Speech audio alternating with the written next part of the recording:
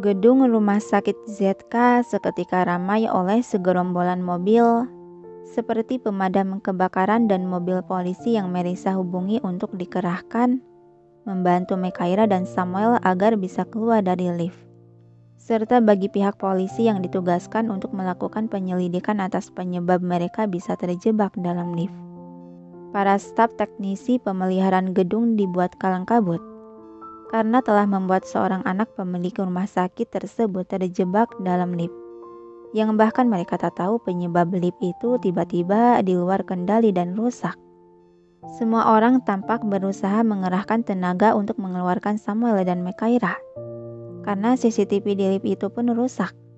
Mereka berkomunikasi lewat panggilan yang sebagai alat satu-satunya agar bisa memantau keadaan si korban. "Dokter, sesuai yang Anda perintahkan, saya sudah menghubungi semua tim untuk penyelidikan. Sekarang bagaimana kondisi Anda juga kondisi Dokter Mekaira? Apa beliau masih bisa bertahan?" Tanya Melissa yang sedari tadi menjadi jembatan pemberi informasi akan kondisi di dalam elevator.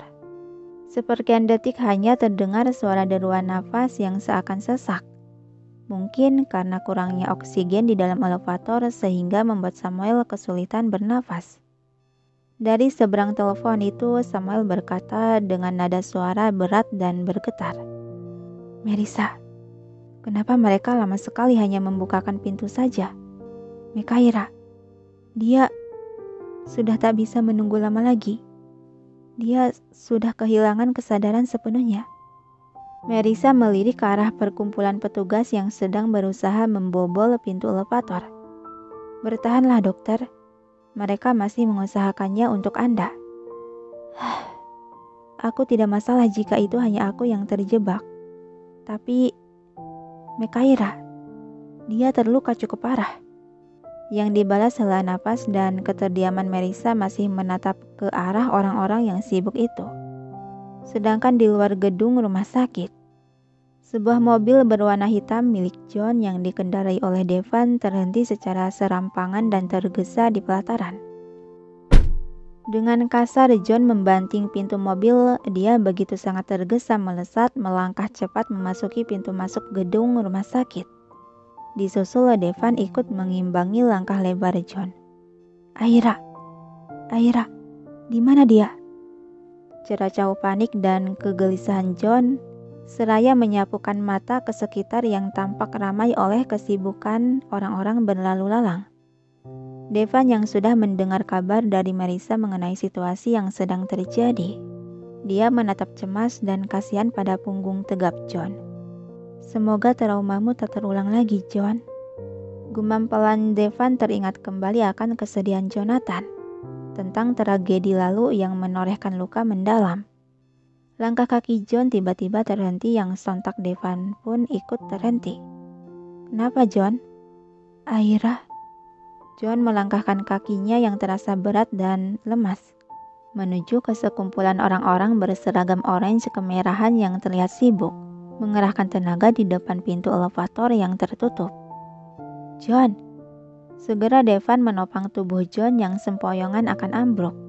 Dia memegang lengan John untuk menjadi penopang. "Sebaiknya kau tak memaksakan diri. Kita tunggu saja. Dia sedang diselamatkan." John menepis secara kasar rangkulan Devan di lengannya. Dia tetap berusaha melangkah walaupun kakinya terasa sangat lemas oleh perasaan tak karuan akibat shock dan kegelisahan. Aira. Dia tidak mendengarkan sama sekali. Karena merasa tak tega dan kasihan, Devan kembali meraih lengan John untuk dipapah. Yang lagi-lagi John menepis bantuan itu dan dengan egois melangkahkan kaki walau harus menyeret kakinya, yang semakin terasa berat dan lemas. Suara keributan di ujung sana semakin ramai saat para petugas berseragam orange berhasil mengeluarkan 2 orang korban dari dalam elevator. "Cepat siapkan ruang operasi," perintah Samuel seraya dengan tergesa membaringkan tubuh lemah Mekaira yang sudah tak sadarkan diri ke atas berangkar dorong. "Baik, Dok." Serahkan pasien ini pada kami. Dokter juga harus diobati dulu. Tidak, aku yang akan melakukan operasi itu. Siapkan segera, sekarang. Bantah Samuel membenarkan posisi Mekaira yang terbaring di atas ranjang berangkar itu. Tapi dok, Anda juga. Tanpa mendengarkan ucapan Marisa lagi, Samuel langsung mendorong berangkar bersama para perawat lain menuju tempat penanganan pasien. Dan John yang menyaksikan semuanya, raut wajah dia berubah pucat. Tubuhnya menegang terpaku di tempat dengan jantung semakin berdebar cepat. Aira, dia terluka. John meracau pelan seiring gambaran demi gambaran akan trauma cinta pertamanya yang mati terbaring penuh darah, mulai bermunculan berputar di kepala. Aira. Lagi-lagi John meracau. Tubuhnya terasa sangat lemas tak bertenaga disertai pandangan dia mulai mengabur berputar. Dan John, Devan langsung menangkap tubuh John yang akan ambruk ke lantai. Aira. Kata itu yang terucap dari bibir John sebelum dirinya benar-benar tak terkendali dan tak sadarkan diri. John. Trauma dia kambuh lagi. Devan menatap pria yang dia rangkulkan lengannya ke bahu. Dia tak menyangka akan terjadi hal seperti ini pada sahabatnya itu. Melihat ada pasien di sana, segera beberapa perawat dengan sigap membawa berangkar dorong menghampiri. Tubuh John diangkat untuk dibaringkan ke atas berangkar dan dibawa menuju tempat penanganan. Devan menghembuskan napas kasar mengusap wajahnya. Sial. Apa ini perbuatan kelompok itu lagi?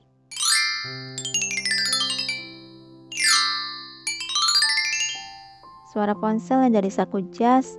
Devan merogoh ponselnya dan mengangkat panggilan tersebut. Devan, Caca, gimana Caca? Apa benar dia terjebak dalam lift? Pertanyaan beruntun terdengar panik dari seberang telepon. Tenangkan dirimu sayang, karena dia sudah dikeluarkan dari lift dan sedang diperiksa. Aku mau ke sana sekarang, kata Alita masih terdengar cemas. Tidak boleh, di sini berbahaya. Kau tidak boleh kemari. Tapi aku ingin melihat kondisi Caca, Alita.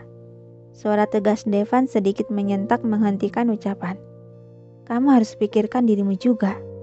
Kamu itu sedang berbadan dua. Menurutlah, diam di rumah. Seperkian menit keheningan dari seberang telepon sebelum akhirnya Alita mengiyakan mengalah. Tapi kabari aku terus mengenai kondisi Caca. Devan mengangguk seakan terlihat oleh orang yang menelpon. Akan aku kabari perkembangan kondisinya. Setiap 10 menit harus kabari aku. Iya. Dalam 10 menit akan aku kabari. Kata Devan lalu beberapa menit kemudian panggilan pun berakhir. Tuan Devan, seseorang dari arah belakang memanggil namanya. Devan menoleh yang langsung berhadapan dengan seorang gadis berseragam perawat dan beberapa pria berjas rapi. Kau, Marisa asistennya Sam kan? Ya tuan. Ada apa? Apa sudah ada hasil dari penyelidikannya? Devan bertanya karena sudah tahu kalau para polisi juga bawahan dari keluarga Zaklin dan keluarga Andinata sedang dikerahkan untuk mencari dalang di balik insiden kecelakaan ini. Marisa tak mengangguk ataupun menggelengkan kepala. Silahkan tuan menunggu di ruangan tunggu saja. Kami masih berusaha untuk mendapatkan hasil dari penyelidikan ini sesegera mungkin. Baiklah. Devan mengangguk menyetujui.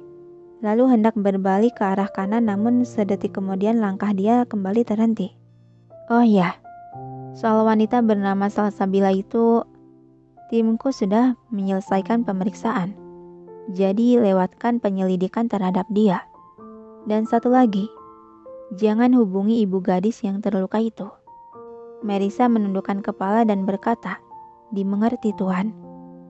Lalu Devan berbalik kembali melanjutkan langkah kakinya dengan dikawal oleh beberapa pria berjas hitam.